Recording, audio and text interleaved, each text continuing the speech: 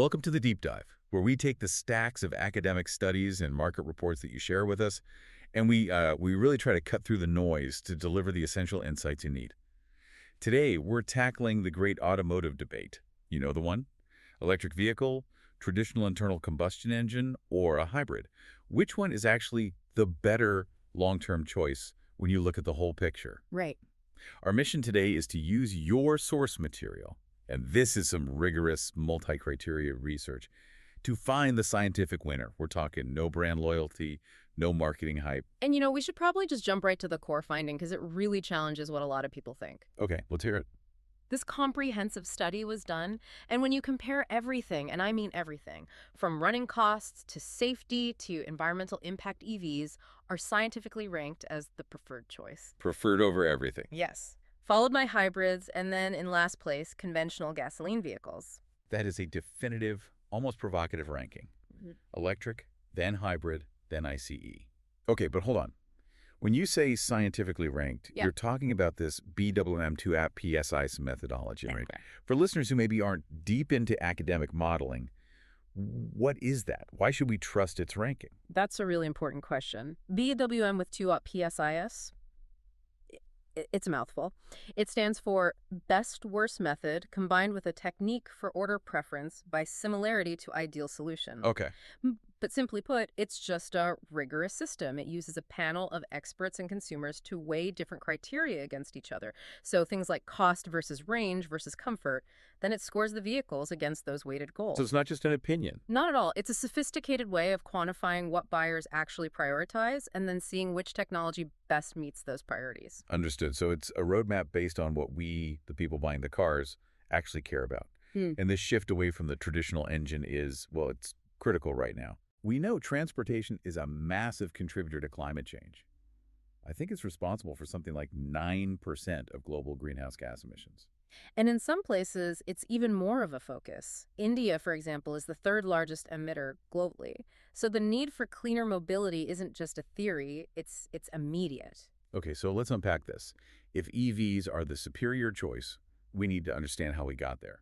Let's start with the biggest factor for almost everyone, money. Specifically, the total cost of ownership. TCO is where the entire narrative really shifts. It looks beyond that initial sticker shock. It accounts for the purchase price, maintenance, fueling or electricity, infrastructure costs, depreciation, and of course, government incentives. The whole life of the vehicle. Whole life. And we do have to acknowledge the first hurdle. EVs still have a higher upfront capital cost, and that's almost entirely because of the expensive battery pack. So the average person is putting more cash down at the start. Does that ever get balanced out? And I guess where do we start seeing the savings? It starts melting away the moment you drive off the lot, really. And that's because of a staggering difference in energy conversion efficiency. It's a core physics difference. Okay, efficiency. An electric motor converts an astonishing 59–62% of the energy it consumes into direct power to the wheels. 62%. That sounds incredibly high. What's the gasoline equivalent? It's not even close. A conventional ICE vehicle is a fundamentally inefficient machine.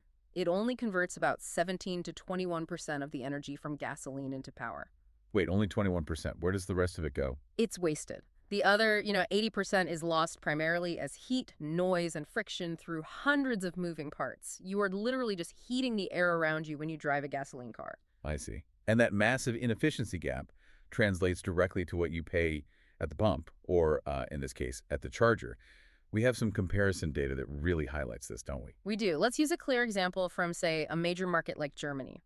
Driving 100 kilometers costs roughly €3.92 in an average EV. That's assuming, 14 kilowatt hours at about 28 cents per kilowatt hours. Now, a comparable gasoline car, it might need 5 liters for that same distance. At $1.50 per liter, the cost jumps to €7.50. That is nearly double the cost for the same distance. And that's just for 100 kilometers. When you annualize it, those savings add up fast. Driving 10,000 kilometers a year saves you roughly €375 in energy alone. And that doesn't even factor in things like home charging. Exactly. That's a crucial point.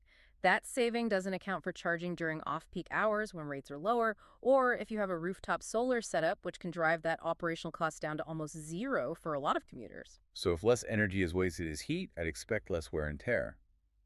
Which brings us to maintenance.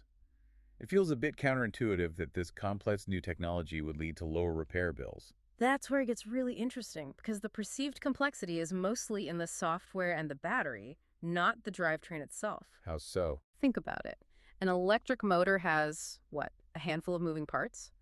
An ICE vehicle has thousands. You completely eliminate routine things like oil changes, spark plug replacements, air filters, transmission flushes. The list goes on. All those little things that add up at every service. No. Do we have hard numbers on what that actually saves you? We do, and they're substantial. Long-term studies found that service, maintenance, and repair, or SMR costs for EVs are about 27% lower than gasoline cars over 10 years. 27%. And if you look just at the modern battery electric vehicles, some reports show that saving can get as high as 40%. That makes the TCO advantage just enormous. But there's a kind of secret weapon, right? A piece of tech that cuts down wear on a part that every car owner dreads replacing: the brakes. You're talking about regenerative braking. It's a brilliant feature. It essentially reverses the electric motor, so when you slow down, it captures that kinetic energy and uses it to recharge the battery. So it's slowing the car down for you. Right, without you having to rely as heavily on the traditional friction brakes. Which means It means your brake pads and rotors components that cost a lot of money to service and replace on an ICE vehicle last significantly longer in an EV. The regenerative system does most of the heavy lifting. okay, let's pivot from the economics to the actual user experience. Convenience, safety. Forget the data for a second. How does this tech change the daily reality of driving? The change is immediate. It's tactile. EVs deliver high torque instantly. There's no transmission, no gear shifting. So the acceleration is just on. It's instantaneous, and the drive is exceptionally smooth. Right. And because that heavy battery pack sits low in the chassis, you get a much lower center of gravity. That translates directly to better handling, more stability, and just a better feeling of control. And what about convenience? We touched on skipping the gas station, but what does home charging really mean day to day? It completely changes your routine. I mean, imagine never having to stop at a crowded, smelly gas station again, especially during rush hour. For your local commute, you plug in when you get home. It takes a few seconds. You wake up with a full tank. You wake up with a full tank. It turns refueling into this passive overnight activity. It's hassle-free for most drivers. There's still this persistent public fear around EV safety, though, especially about battery fires. Are EVs actually safer? Yes, generally they are. Structurally, for one, the lack of a big engine block up front lets manufacturers design much bigger crumple zones to absorb impact. But more importantly, you're not driving around with a tank of flammable liquid. So the fire risk is actually lower. The risk of an accidental fire is lower. While battery fires get a lot of media attention when they happen, they are less common. And there's a lot protecting that battery. What's doing that and protecting? That's the job of the battery management system, the BMS. It's basically the brain of the battery pack. It's constantly monitoring the voltage, current, and temperature of every single cell. And if it detects a problem? It can automatically isolate cells or regulate the temperature to prevent something like thermal runaway. The pack itself is also double insulated and heavily armored. It makes it dramatically safer. Okay, so if we connect this to long-term value, depreciation is often brought up as a big weakness for EVs.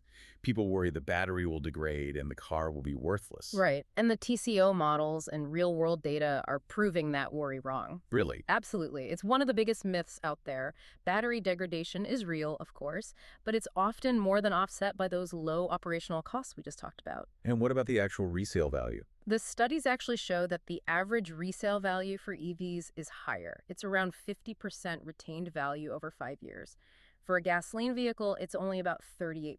That's a 12-point difference. Yeah. That's huge. So why does this idea of poor resale value persist? It's often because of a faulty comparison. If a buyer gets a big government incentive or tax credit when they buy the car, it lowers their effective price.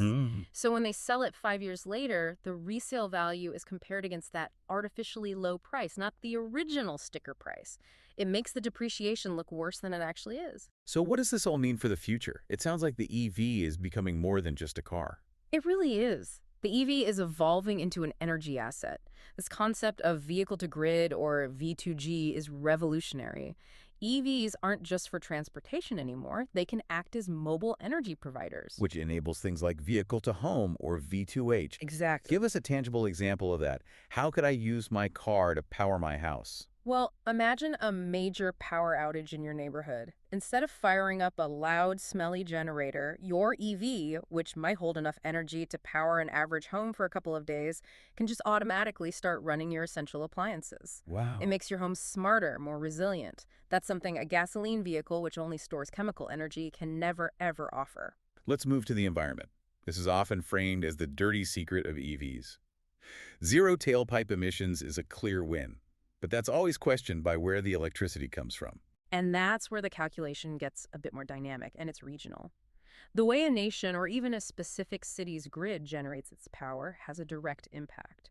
If you're charging on a grid that's heavy on coal or natural gas, the benefits are diminished. And there's the peak load issue too, right? For sure. If mass EV adoption means everyone plugs in at 6 p.m. when they get home, you might force older, less efficient fossil fuel plants to fire up just to meet that demand, which generates more CO2. That sounds like a long-term challenge. Is there an optimistic, scalable outlook here? Absolutely. Because we're moving toward integration and scale. First, power plants are just inherently more efficient and easier to regulate than millions of individual, inefficient car engines. Okay, that makes sense. And as countries integrate more renewable solar, the grid's emissions profile just drops and drops. Plus, the battery's circular economy is improving. Using recycled raw materials already cuts CO2 emissions from new battery cell production by a measurable 28%. Now, for what I think is the recent aha moment, the thing that should really ease a lot of anxiety for people.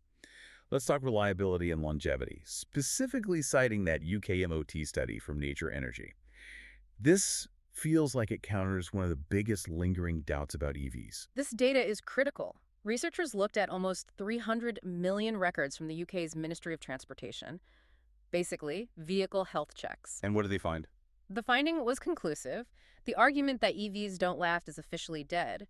EVs now have comparable lifespans to ICE EVs. What were the actual numbers on lifespan? The average projected lifespan was 18.4 years for a battery electric vehicle, which is, virtually identical to the 18.7 years for a comparable gasoline car. And what about mileage? How far are they going? They were found to travel around 124,000 miles in their lifetime, which is actually slightly more than a typical gasoline car of the same generation. But the real kicker is the rate of improvement. That shows where this is all heading. Precisely. While older first-gen EVs did have some reliability issues, the technology is just maturing so rapidly.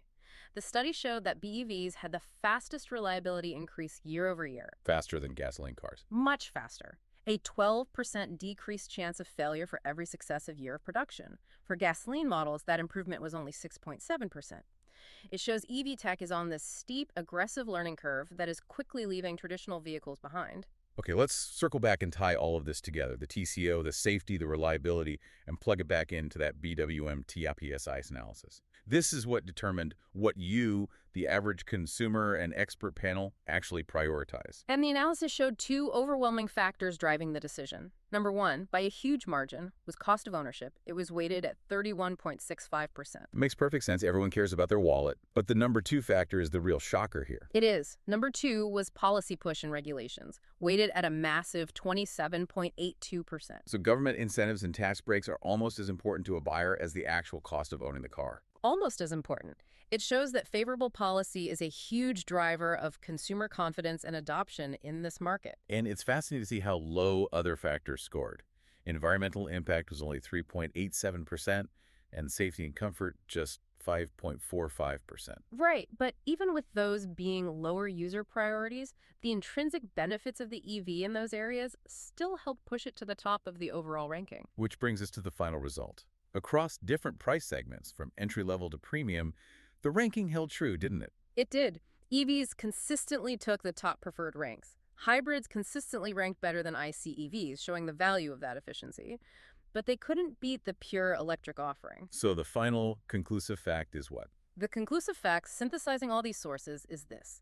EVs are a sustainable mode of transport. They offer lower maintenance, better operational costs, and enhanced safety, making them a better choice than conventional and hybrid cars in comparable price brackets. So the total cost of ownership advantage, which eats away at that high initial price, combined with rapidly increasing reliability and that strong government push, it makes the long-term choice of the EV crystal clear. And now a provocative thought for you to consider as you go. Given that policy and incentives make up nearly 28% of that purchase decision, How might this entire transition shift if those incentives start to dry up? Right. Will the TCO savings and reliability alone be enough to keep EVs dominant in that crucial consumer ranking? That is the perfect question to mull over as this market matures. Oh, Thank you for joining us for this deep dive into the true cost and value of our electric future. We really hope this has created some genuine interest in just how complex this transition is. If you enjoyed getting the full picture on EV adoption and want more detailed analysis delivered straight to you, please remember to follow and subscribe to the channel. We'll be back soon with another deep dive just for you.